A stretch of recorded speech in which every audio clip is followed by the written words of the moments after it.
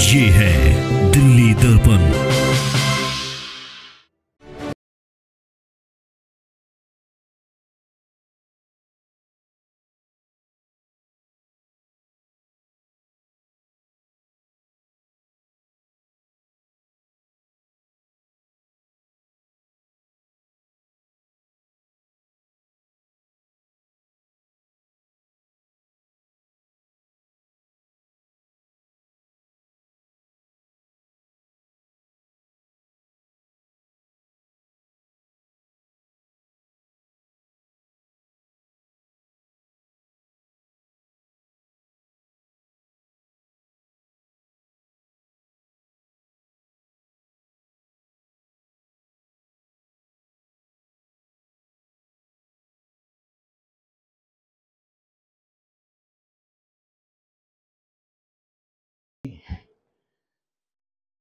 जो भी दूसरा ग्रुप लड़ रहा है, उन्होंने कहा कि जी दुष्प्रचार करा गया है, दुर्भावना से करा गया है कि जी मिट्टी और एजीएम में जैसे कंपैरिजन दिखाया गया कि मिट्टी मलबा तो पड़ा ही रहता है करा हुआ। क्या उनके पास इतना समय भी नहीं था? मैं उनसे पूछता हूँ कि अपने घर के अंदर जब काम कराते हैं तो नया काम कराते समय पुराने को वही मलबा छोड़ देते हैं क्या, या गलती से बिल्डिंग तोड़ दी जाती है?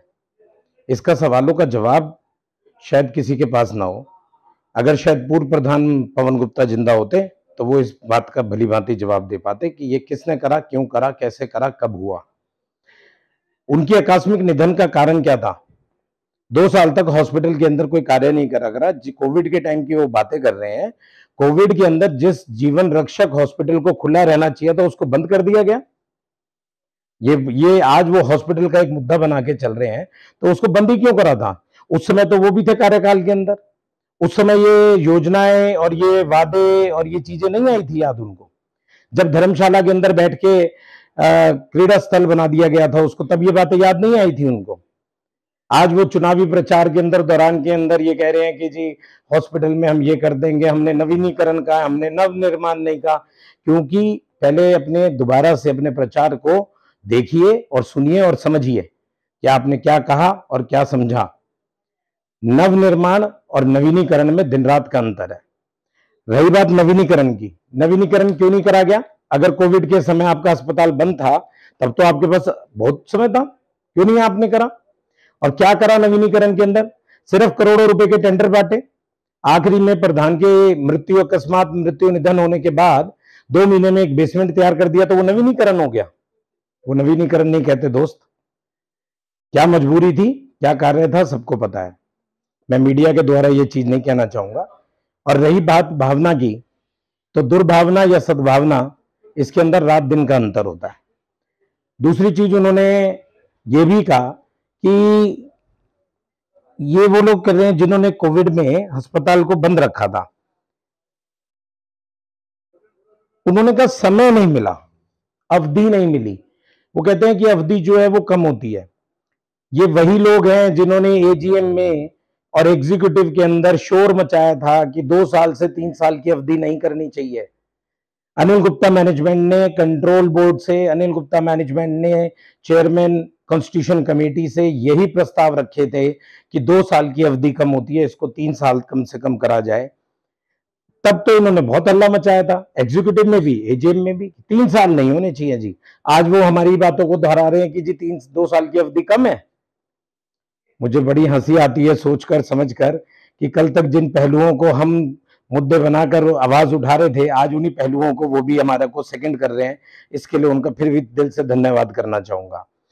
तीसरी बात उन्होंने ये कही कि 50% काम पूरा करने के बाद कोई भी मैनेजमेंट आए तो उस कार्य को पूरा करना चाहिए। बहुत बढ़िया बात। किसने कार्य पूरा नहीं करा जनाब? किताबों के अंदर, हिसाब के अंदर लिखा हुआ है, जो टेंडर्स दिए गए हैं ऑक्सीजन की पाइपलाइन के, उन लोगों से पूछो, डॉक्यूमेंटेड हैं, मेल्स हैं, उन पे देखिए कि आप लोगों ने क्या काम करा। सिर्फ टेंडर ही टेंडर बांटे और कार्य करे ही नहीं। उन्हीं कार्यों को तो हमने भी आगे पूरा करा है। हमने कौन सी चीज तोड़फोड़ करी है? सिर्फ एक उदाहरण दीजिए। कंपैरिजन कहीं नहीं दिखाया गया था। मैं पहले उनको क्लियर कर दूं, it was not a comparison. इसे दिखाते हैं, अगर आधुनिकीकरण के तरीके में और मॉडर्न युग में कहें तो ये इट वाज टू कि ये प्रोग्रेस हो रही है डे बाय डे, कि मैनेजमेंट खाली नहीं बैठी है, उस अधूरे कार्य को पूरा करती जा रही है। पहले बिखरे हुए को समेटना ही कार्य होता है, आके तोड़फोड़ मचा देना और करना ये कार्य नहीं होता। आपकी टेन्योर आपको मिली थी, प्रधान भी आपके साथ थे, मैनेजमेंट भी आपके साथ थे, तब आपने क्या करा था?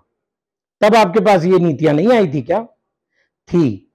फिर बोलूंगा, इच्छा शक्ति की कमी थी। और आज जिस भावना से आप प्रचार कर रहे हैं उसे सद्भावना कहते हैं या दुर्भावना, ये मैं आप ही के ऊपर छोड़ूंगा निर्णय।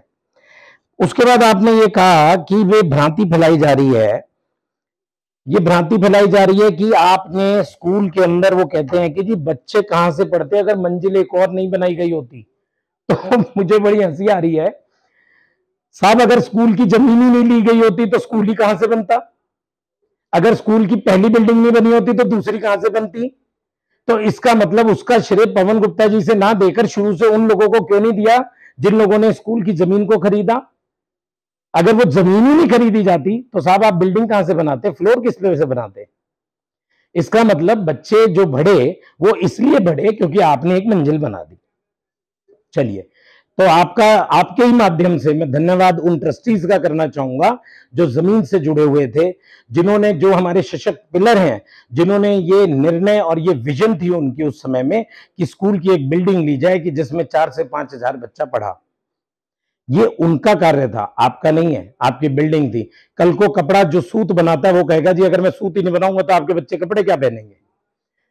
खैर, अपनी अपनी सोच है, अपना अपना विचार है, मैं इस पर कोई तर्क नहीं करूंगा। दूसरा, आपने कहा कि स्कूल के अंदर जो पैसा आया कमाया वो बच्चों की फीस पेंडिंग थी, उसी से करा, जिसको कि अनिल गुप्ता मैनेजमेंट ने बताया कि ये हमने करा। देखिए, ये एक मैनेजमेंट होती है, विजन होती है। एक तरफ तो आपने कहा कि पारदर्शिता नहीं है, आपने कहा कि जी अभी लास्ट में आप बोलेंगे कि जी एजीएम के अंदर सबको बोलने का हक होगा, सबको सब चीजें बताई जाएंगी। साहब, आपने शायद हमारी एग्जीक्यूटिव मीटिंग्स अटेंड नहीं करी हैं, और अगर करी होती तो आपको पता होता कि हर एग्जीक्यूटिव मीटिंग में इतिहास में पहली बार एक एक खर्चे का हिसाब किताब, तरक्की और कमियां सब बताई गई हैं। आप पढ़िएगा उनको, जब भी मौका मिले मैं पढ़वाऊंगा आपको कि हमने एक एक डिटेल्स दी हैं जो कि आपकी मैनेजमेंट ने, जिस मैनेजमेंट में आप खुद कार्यरत थे, कभी नहीं दी गई। दूसरी चीज, आपने कहा कि बच्चों की फीस पेंडिंग थी, पैसा जो है स्कूल सेल्फ डिपेंडेंट ऑलरेडी है, धर्मशाला ऑलरेडी है, तो फिर एरियर्स खड़े क्यों करें? कोविड के टाइम में 5 करोड़ रुपए की फीस आप कहते हैं कि खड़ी छोड़ दी थी और उससे करा, तो आपने इसका मतलब पैसा नहीं इकट्ठा करा क्या? तो आपने एरियर्स क्यों नहीं दिए टीचर्स के? वो एरियर आपने कहा कि रियलाइज अब हुए, उसके लिए मेहनत करी साहब। विजन होता है, कैसे करवाई गई है मेहनत और कैसे करी है वो होता है। ये आप लोगों ने कोशिश ही नहीं करी। अगर कोशिश करी जाती तो कोविड का वही दौर 2021 के अंदर अनिल गुप्ता टीम को भी मिला था, लेकिन अनिल गुप्ता टीम ने अपनी विजन से, अपनी मेहनत से और सब लोगों के इरादों से और सब लोगों के सुझावों से उस कार्य को पूरा कर दिखाया। एक और बात आपने अपने वीडियो में कही कि गरीब वर्ग की चिकित्सा जो है वो फ्री करनी थी। बिल्कुल करनी चाहिए, हमारे यहां चैरिटी होती है, हम डिस्काउंट्स भी देते हैं, हम फ्री भी करते हैं।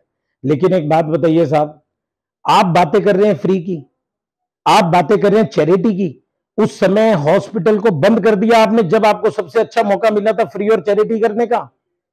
क्यों नहीं डॉक्टर्स को डबल तनख्वाह देकर आपने अपने कोविड सेंटर के अंदर, हॉस्पिटल के अंदर बुलाया? क्यों नहीं आपने डॉक्टर्स को कहा कि हम आपको हर सुविधा मुहैया कराएंगे और आप यहां पे पेशेंट्स का इलाज कीजिए?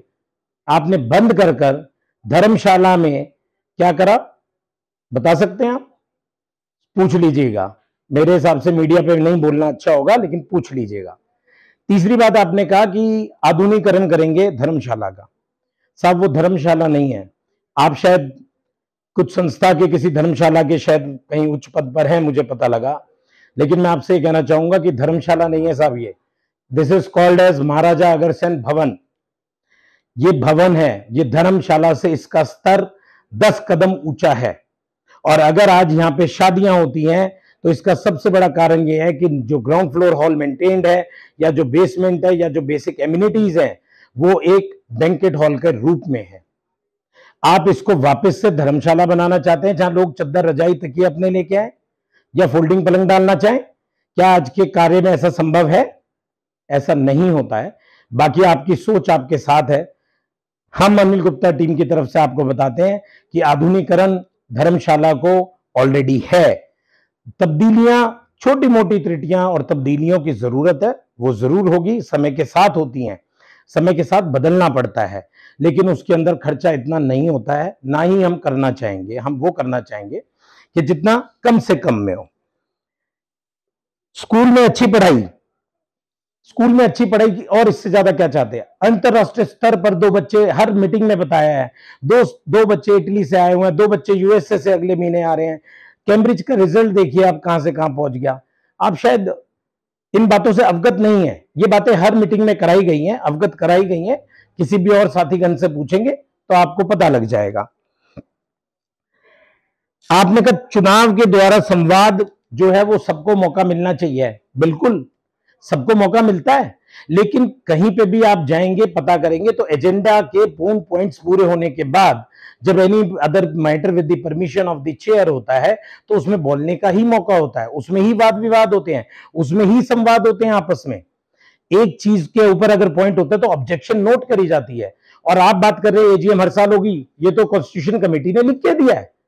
ये जिस कॉन्स्टिट्यूशन कमेटी के हम मेंबर थे, जिसको आप लोगों ने ऑब्जेक्ट करा, आज आप लोगों को वही वादे, हमारे वादे जो हम लोगों ने अच्छा काम कराया, आप उसी को दोहरा रहे हैं। आज हमारे ही प्रोजेक्टों को आप बता रहे हैं कि जी प्रोजेक्ट आएगा तो हम कर लेंगे। प्रोजेक्ट साहब तैयार है, सिविल वर्क क्यों नहीं तैयार है? आपने पूछा क्यों नहीं अपने लोगों से, जिन लोगों ने कार्य ही नहीं करे? 2 साल तक कोई कार्य नहीं करा, 4 साल तक कोई कार्य नहीं करा। खैर मैं ये जनता पे छोड़ता हूं, अपने ट्रस्टीज पे छोड़ता हूं, विचार करें। 2 साल की अनिल गुप्ता पैनल टीम की उपलब्धियां और उससे पहले 2 साल का दूसरे ग्रुप जो भी नाम है उनका, उस ग्रुप की उपलब्धियां या उनकी कमियां, उस बेसिस पर अपने वोट का निर्णय लें और मतदान अवश्य करें और अनिल गुप्ता टीम को भारी बहुमत से विजयी बनाएं। नमस्कार, धन्यवाद। दीपक जिंदल। लेटेस्ट खबरों के लिए सब्सक्राइब करें हमारा YouTube चैनल या फिर लॉग ऑन करें www.delhidarpantv.com। खबरों की कवरेज और विज्ञापनों के लिए संपर्क करें इस नंबर पर।